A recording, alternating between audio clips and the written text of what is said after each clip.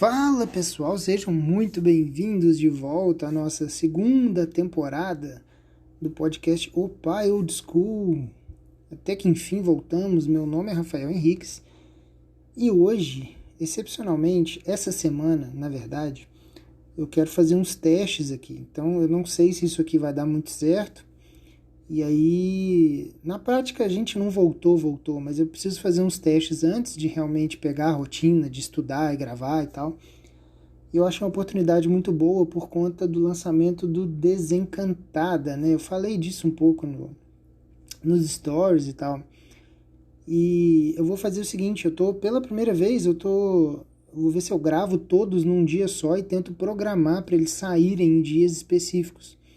Eu sei que tem essa função aqui, mas eu nunca usei, então não sei se vai dar certo. É exatamente esse o teste que eu queria fazer. Eu ainda tenho... Hoje é dia 2 de janeiro, né? Eu ainda tenho algumas complicações de rotina, digamos assim. Ainda tem uma mudança para fazer em breve, talvez semana que vem. Mas eu quero fazer esse teste primeiro, antes da gente realmente deixar oficial a nossa volta, né? A nossa próxima temporada 2023. Ano passado eu gravei mais ou menos uns 40 podcasts, quero ver se esse ano eu gravo bem mais do que isso. Ou não, né? Vamos ver, porque a ideia é trazer lives também no perfil, lá no Pai Old School, enfim. Tem outros projetos que eu quero trazer também mais pra frente. Eu quero ser mais presente aqui para trazer mais coisa para vocês. Não necessariamente mais podcast, mas outras coisas também, além de conteúdos em live, conteúdos no YouTube. E estava pensando também numa newsletter, mas é uma coisa que eu ainda estou matutando.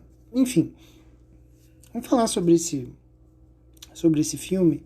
Ele tem uma pegada meio lúdica, né? Meio quase que infanto-juvenil. E esse, no final das contas, esse é o grande problema, né? Quando você desencanta alguma coisa, você acaba... para adultos talvez seja mais tranquilo, mas para crianças tem um problema muito sério.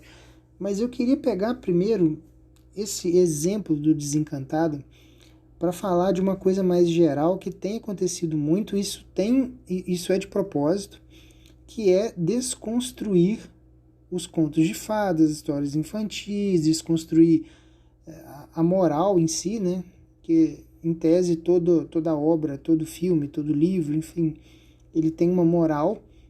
Quando você pega os clássicos, né? Você pega os contos de fadas, você pega os livros clássicos, você pega os filmes clássicos da Disney mesmo, todos eles têm uma moral ali, tá ensinando alguma coisa.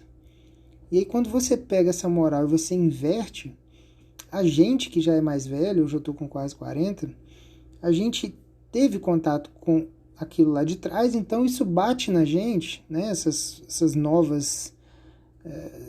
eu chamo isso de experimento social, né? Eu não, né? Um monte de gente chama assim.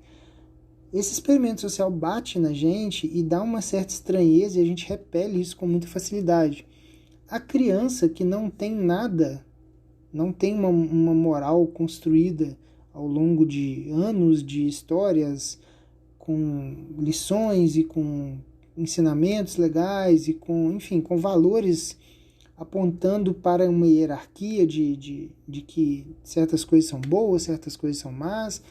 Quando a criança não tem isso formado ainda, quando ela bate o olho numa coisa que é bonitinha, é fofinha, tem um protagonista legalzinho e tal, só que por dentro tá tudo podre, né? Tá tudo invertido, ela vai assumir aquilo como correto.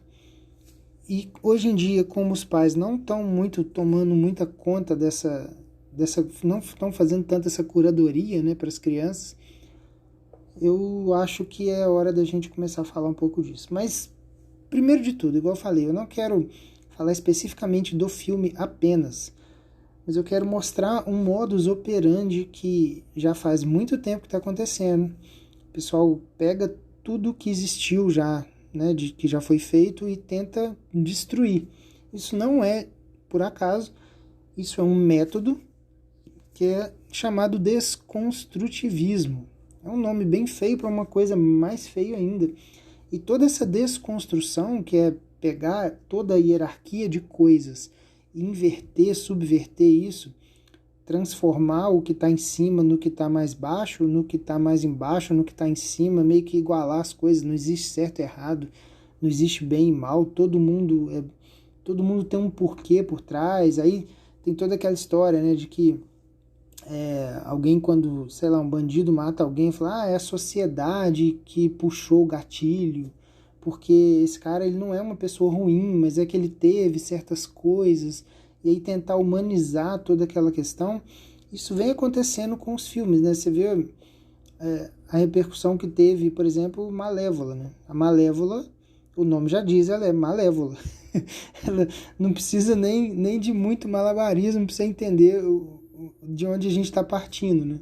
Eu não assisti Malévola, eu acho que eu comecei a ver, eu achei um porre.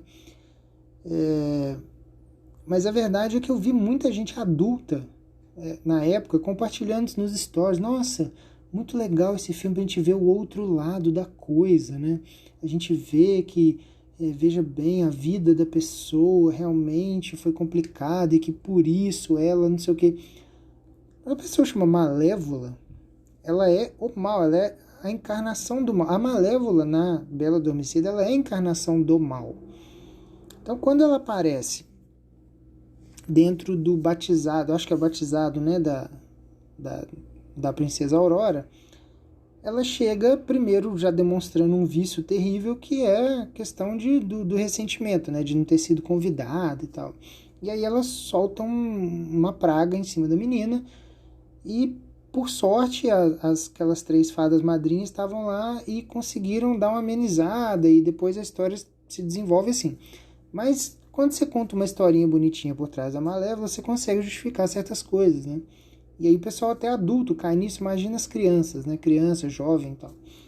Então, qual que é a ideia do desconstrutivismo? É tentar reorganizar tudo, né? Tentar decompor todas as coisas e tirar a hierarquização, né? Quando você fala assim, cara, mas isso é essencialmente uma coisa ruim, você pode falar, não, essencialmente não. Se você fizer isso na moda, sei lá, você desconstruir um estilo da moda, e aí agora o pessoal vai usar umas roupas de um jeito diferente. E zero problema nisso, né? Eu imagino. Claro que existe todo um simbolismo por trás da moda e tal, mas vamos tentar manter as coisas mais simples aqui. Quando você faz uma desconstrução, por exemplo, da comédia, sei lá, uma arte qualquer, eu gosto muito de usar o exemplo do Igor Guimarães para isso, né? O Igor é um cara que ele desconstruiu tudo que existia na comédia até então. Ele é um cara muito autêntico, é um cara que tem uma veia psicodélica muito, muito forte. Ele não segue padrões, ele tem toda uma forma dele de fazer comédia. E aí tem gente que vai adorar aquilo, como eu, e tem gente que vai achar aquilo horrível. Por quê? Ele fez uma escolha por um estilo daquele jeito. Né? Quando você pega toda a construção de uma piada, né? Você tem o setup e o punch, aí você tem a premissa, né? Você vem trazendo uma premissa, aí de repente você dá uma distorção cômica e aí você gera o riso e tal. O Igor não segue muito isso, ele tem até uns personagens muito diferentes, ele tem um boneco que sofre de síndrome bipolar, ele tem um índio, que ele chama de Indiana Jones, né, que é um índio trans. Então, assim, ele é um cara muito, muito diferente, e tá tudo certo com isso. Só que quando você pega a literatura infantil e começa a desconstruir, aí isso tem um problema aí. Porque você pega um país, por exemplo, onde a gente tem a maioria dos adultos hoje, né, não conseguem entender o que está acontecendo com o que se passa com os filhos, né? Os pais ainda não, alguns pais, né, parece que ainda não entenderam o poder de destruição que uma rede social tem numa criança, um aparelho celular, por exemplo, com acesso à internet, e alguns hábitos, como certos tipos de jogos online. Inclusive tem um monte de pedófilo usando jogos online para chegar até as crianças, os pais não fazem ideia disso. Então, assim, tem vários perigos que os pais que estão na minha geração desconhecem porque realmente nunca ficaram sabendo. Na nossa época não tinha isso, né? Então, quando você pega a literatura infantil destrói toda a hierarquização de valores que tem nela ali. Que elas duram tanto tempo e elas são usadas por tanto tempo, por tanta gente, por um motivo, né? Elas têm lições ali importantes, que são perenes, que são transmitidas de geração em geração e acabam tendo um propósito de edificar o ser humano, né? Quando você passa uma lição de que, sei lá, o príncipe precisa ser valente, forte, corajoso para entrar num castelo em chamas, derrotar o dragão e salvar a princesa. Isso tem um porquê daquilo. Tem um porquê da princesa ser salva e do príncipe salvar. Tem o porquê de ser um dragão que remete à serpente, que remete lá a Satanás no Jardim do Éden, né? Então, assim, você está usando da sua valentia, da sua coragem para destruir o mal e resgatar um ser mais frágil que está indefeso, que está precisando da sua ajuda. Então, isso traz lições muito importantes para o imaginário da criança, né? E aí, para que serve exatamente o imaginário? Eu não sou especialista nisso, tem muito conteúdo sobre isso na internet, mas o imaginário, ele é uma ferramenta que a gente tem, onde a gente parte do abstrato para ir para o concreto. Então, quando você conta uma história, aquilo não está exatamente acontecendo, mas é uma coisa abstrata. Você está contando aquilo para a criança. E aí você parte daquilo ali para tirar lições para o concreto. Né? Você parte do universal, né? Por exemplo, você pega mitologia grega, mitologia romana, as mitologias em geral, tem os contos, né? Você parte de uma coisa universal para ir para o seu cotidiano específico. E ali você tomar decisões melhores baseadas na sabedoria, né, que é contada, que é passada. A gente aprende muito melhor em histórias do que a pessoa fala assim, quando acontecer tal coisa, você faz isso, tá? Tá, beleza. E aí passou 2 dias, você já esqueceu. Não é à toa que a Bíblia é toda escrita em histórias. Jesus falava em parábolas. E todas as mitologias tinham lições que eram passadas de gerações para gerações, né, para gerações futuras, através de histórias. Os contos de fadas fazem isso também. Mas quando você perverte isso, o que você está fazendo é dar uma base totalmente podre, né, uma base totalmente inadequada para uma criança. E aí ela vai partir daquele imaginário totalmente deturpado para tomar decisões da vida dela. Então, assim, se um conto de fada ensina uma moral de vida qualquer, esse exemplo clássico, né, do príncipe que salva a princesa. Se o desenho ele começa a falar outras coisas que não têm a profundidade moral que esse exemplo específico tem, aquilo vai preenchendo a cabeça da criança. Quando ela precisar tomar certas decisões, inconscientemente ela vai acessar essas memórias do imaginário dela e ela vai começar a tomar decisões muito ruins. É por isso que a destruição, né, do matrimônio, da relação do pai, né, da pai com a mãe, quando a criança é muito novinha, isso pode gerar consequências muito fortes lá na frente, inclusive dificuldade de relacionamento, porque é o que o imaginário dela, né, disse para fazer. Eu estava ouvindo esse fim de semana um podcast com um especialista de relacionamento, que muitas vezes, quando o pai abandona a família, por exemplo, e o menino tem 8 anos de idade, vai chegar na vez dele, ele vai ter a família, ele tem um filho, quando o filho dele tiver para fazer 8 anos de idade, vai dar uma vontade danada de largar tudo e ir embora. E ele não sabe nem de onde aquilo veio. Isso acontece em consultório, né? O cara estava falando isso. Eu esqueci o nome do cara, depois eu posto aqui. Então, assim, quando esses filmes... E o próprio Desencantado, ele é uma sequência de um próprio filme que chamava Encantada. Então, assim, ele não está nem desconstruindo outra coisa. Ele está desconstruindo a própria sequência que foi feita há não sei quantos anos atrás. A história de uma moça que vai para um mundo encantado, um mundo de faz de conta. Na verdade, é o contrário, né? Ela é uma princesa do faz de conta que vai para a cidade grande, não sei porquê. E aí o príncipe vai também não sei porquê. E aí a história é o príncipe procurando ela na cidade grande. E aí tem as coisas engraçadas, né? Porque eles são medievais e tal, e tem aquelas coisas assim. Essa continuação, ela parece que está na vida normal, assim, e ela quer um conto de fadas de volta, só que ela faz o pedido, dá alguma coisa muito errada, e aí ela, a própria protagonista, é a vilã. a protagonista do filme é uma vilã.